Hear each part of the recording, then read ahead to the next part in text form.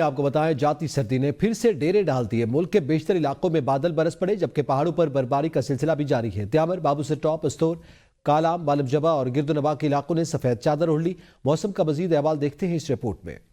آسمان پر کالی گھٹاؤں کا راج. راولپنڈی، اسلام آباد اور بری سمیت کئی علاقوں میں مستطار بارش اور ژالہ باری. بارش کے بعد جاتی سردی کو بریک لگ گئی. ملکہ کوثر بری میں شدید ژالہ باری، ہلکی پھلکی برف باری اور گرد و نواح میں تیز بارش کا سلسلہ جاری. ایوبیہ اور نتھیا گلی میں بھی ہلکی برفباری کا سلسلہ جاری. وادی سوات میں گزشتہ 2 دنوں سے بارش اور سیاحتی مقامات پر برفباری کا سلسلہ جاری. خیبر پختونخوا، کشمیر، بالائی اور وسطی پنجاب میں تیز ہوائوں اور گرج چمک کے ساتھ بارش. سیاحتی مقام تولی پیر اور لسدنا، محمود گلی، چورا گلی پر پہاڑوں نے سفید چادر اوڑھ لی. شاردہ میں پارا -4 اور گریس ویلی میں -9 تک گر گیا. لوئر دیر سوات اور جنوبی وزیرستان سمیت خیبر پختونخوا کے مختلف مقامات پر بارش اور پہاڑوں پر برفباری. اورکزئی کے میدانی علاقوں اور گلگت کے مختلف علاقوں میں بھی بارش اور برفباری کا سلسلہ جاری. استور میں رواں سال کی شدید ترین برفباری کا سلسلہ گزشتہ 2 روز سے جاری. پنجاب میں رحیم یار خان، شیخوپورہ، رحیم یار خان میں ہلکی بارش. سندھ کے شہر لاڑکانہ میں بھی کہیں بادل برس پڑے. بلوچستان میں سنجاوی، بارکھان کے مختلف علاقوں میں بارش. شوگران، ناران، کاغان، بابو سر ٹاپ اور ضلع نیلم کے ضلعی ہیڈ کوارٹرز اور گرد و نواح میں برفباری کا سلسلہ شروع ہو گیا. شانگلہ کے بالائی علاقوں پر برفباری کا سلسلہ جاری ہے. بالا کوٹ میں پہاڑوں پر برفباری اور میدانی علاقوں میں مستطار بارش جاری ہے. بالائی علاقوں میں شدید برفباری، برفانی تودے گرنے اور لینڈ سلائیڈنگ سے راستے بند. درجنوں سیاح پھنس گئے.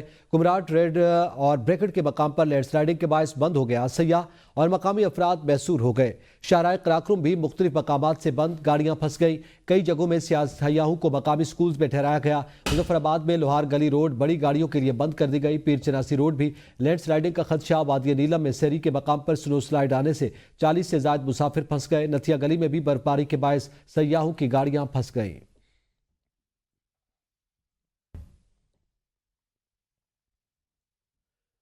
بلوچستان پولیس اور لیویز فورس کو سردار اختر جان مینگل کے خلاف تھانہ وڈ سمیت دیگر تھانوں میں درج مقدمات واپس لینے کے احکامات جاری.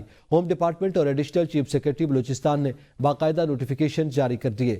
سردار اختر جان مینگل پر پولیس اور لیویز کے مختلف تھانوں میں 9 مقدمات درج تھے. سردار اختر جان مینگل تھانہ وڈ میں گرفتاری دینے کے لیے باقاعدہ پیش ہوئے.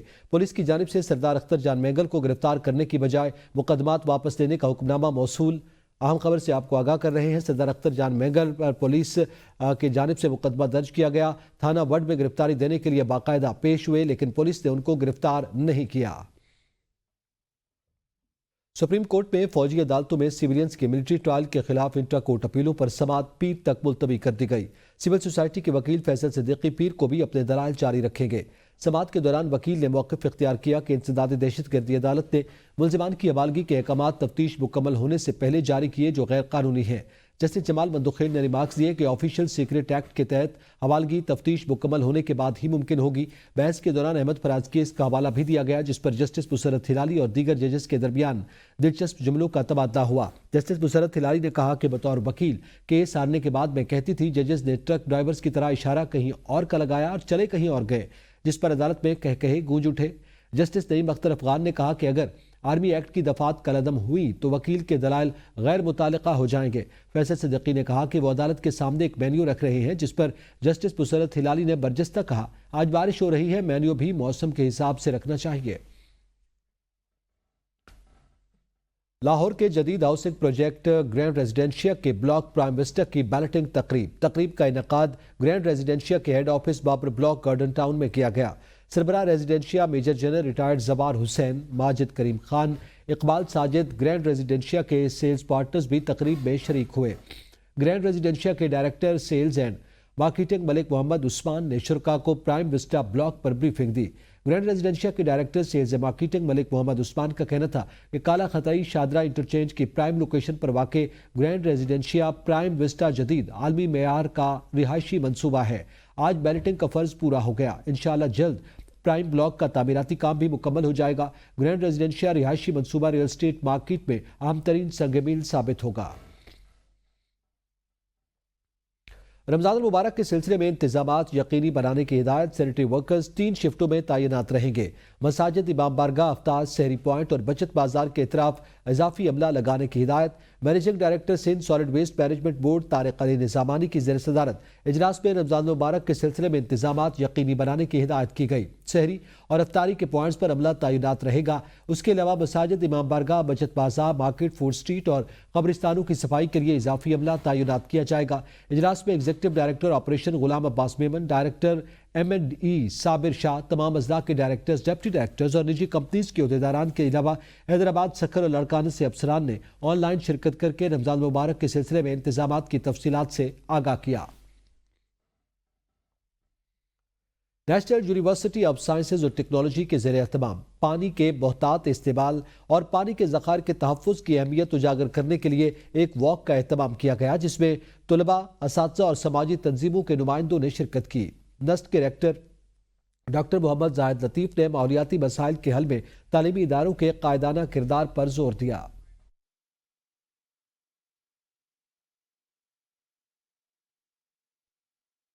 بڑھتی ہوئی قلت اور موسمیاتی تبدیلیوں کے تناظر میں انہوں نے پانی کے محتاط استعمال کی اہمیت کو اجاگر کیا۔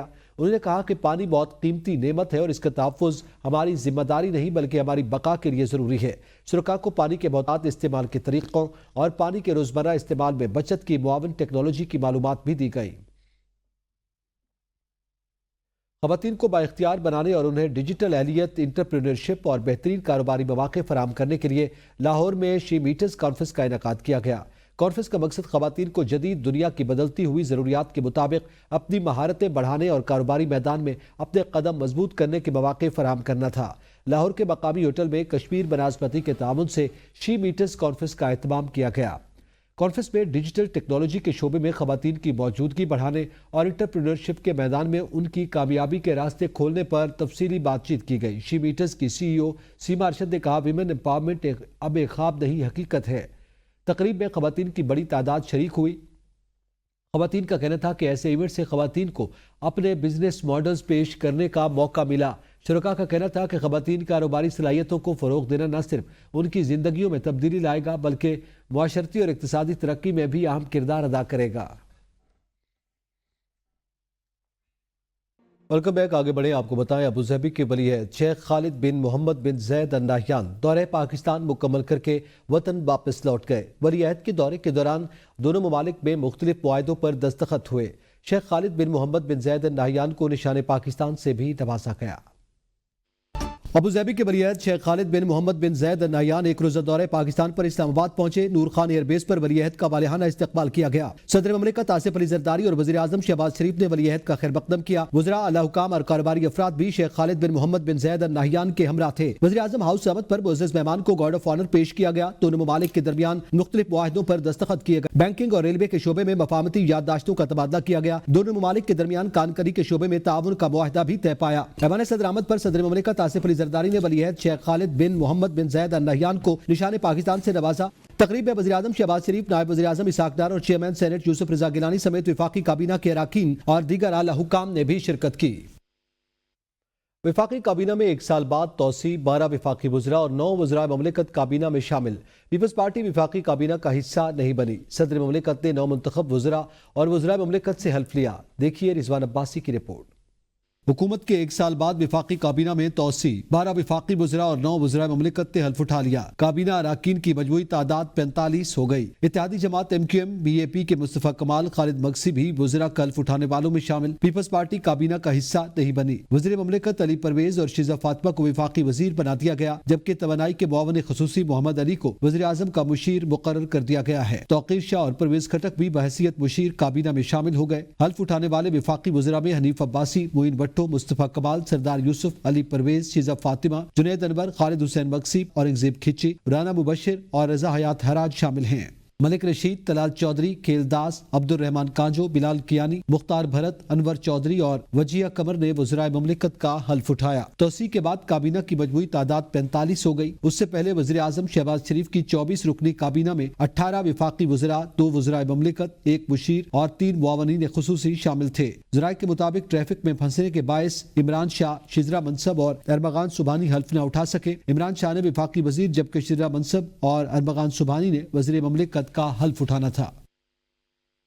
سندھ پر 16 سال کی بدترین بدعنوان حکمرانی ہے۔ فاروق ستار کا رمضان کے بعد وائٹ پیپر شائع کرنے کا اعلان۔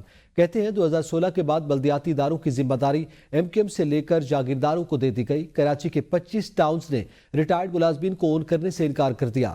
18ویں ترمیم کے بعد کے ایم سی کے واجبات کی ادائیگی صوبائی حکومت کی ذمہ داری ہے۔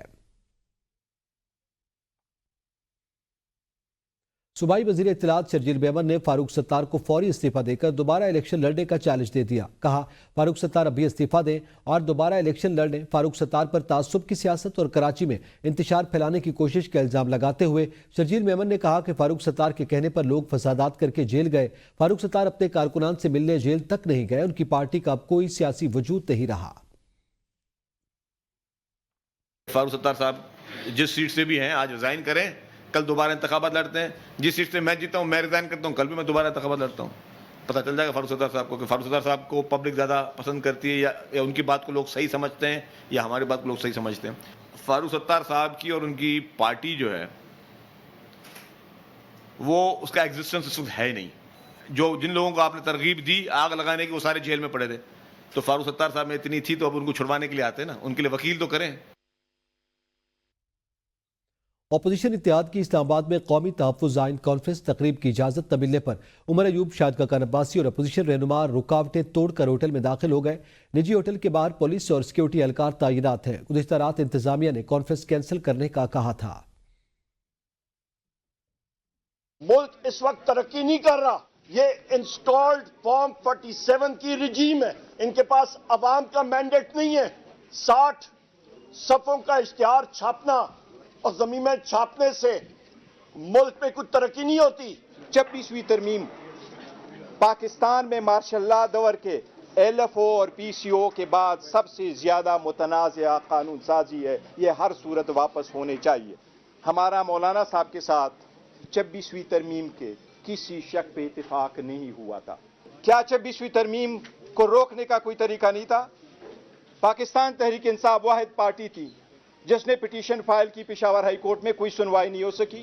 اپنے گریبانوں میں اب جھانکنا ہوگا۔ آج ملک سیاسی، اقتصادی، آئینی، پارلیمانی اور جمہوریت کے تمام عوامل کے اعتبار سے بہت بڑے بحرانوں سے دوچار ہے۔ ملک کے اندر معاشی بحران اپنے عروج پر ہے، سیاسی بحران اپنے عروج پر ہے، آئین نام کی کوئی چیز موجود نہیں۔ اپوزیشن کی کانفرنس روکنے کے کوئی احکامات جاری نہیں ہوئے، کسی ہوٹل پر چھاپے نہیں مارے گئے۔ سینیٹر عرفان صدیقی کی ABN نیوز سے خصوصی گفتگو۔ کہا اپوزیشن شاید آج کل کے ماحول میں اپنی ریلیونس بنانے اور میڈیا ہائپ کے لیے یہ بات کر رہی ہے۔ وہ 1-2 کیا 10 کانفرنسز کریں، انہیں پوری اجازت ہے۔ گرینڈ الائنس سے حکومت کو کوئی خطرہ نہیں۔ اگر الائنس میں مولانا فضل الرحمان، محمود اچکزئی یا شاہد خاقان عباسی ہیں تو وہ جمہوری قدروں کو اچھی طرح سمجھتے ہیں۔ انہوں نے یہ ضرور کہا ہے کہ ہمیں روکا جا رہا ہے یا ہمیں، تو ایسے کوئی میں نے اپنے طور پہ بھی دیکھا ہے اور چیک کیا ہے، کوئی ایسے احکامات جاری نہیں ہوئے، کوئی اس طرح کی کوئی ریڈ نہیں ہوئے کسی ہوٹل کے اوپر کہ جی ان کو کیوں کرنے دیا جا رہا ہے۔ وہ 1 چھوڑ کے 2 چھوڑ کے 10 کانفرنس سے کریں، انہیں پوری اجازت ہے، وہ کر رہے ہیں۔ نہیں، حکومت کو کوئی خطرہ نہیں ہے۔ اس طرح کے الائنسز ہمیشہ بنتے رہے ہیں، حکومتیں چلتی رہی ہیں۔ وہ اب ایک اور تحریک کرنے جا رہے ہیں جس کے بارے میں پتہ نہیں، انہوں نے اپنے الائنس کو ان کانفیڈنس لیا ہے